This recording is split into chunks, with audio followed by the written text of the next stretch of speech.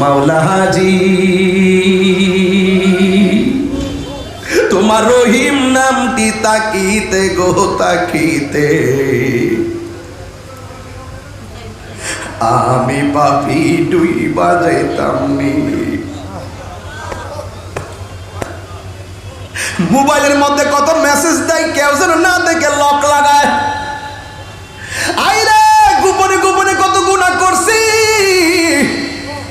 মা যেন না জানে গোপন করে রাখছি, ভাই যেন না জানে গোপন করে রাখছি, বন্ধু যেন না জানে গুনাহটা গোপন করে রাখছি।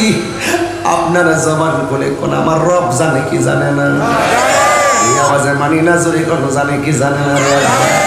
আব্বারে বাবারে ও বাবা, আল্লাহ কয় বান্দা তোরে আমি একটা কপাল দিছি, এই কপালটা যখন তুই মাটির মধ্যে লাগাই দিবি আমি আল্লাহ তোর পাহাড় পরিমাণ গুনাহ সেকেন্ডের মধ্যে মাফ কইরা দিব। শুন শুন শুন, আমার নবী বলে যদি তুমি দুনিয়ার কোনো মানুষের গুনাহ যদি জানো জীবনে কারোর কাছে প্রকাশ কইরা দিও না।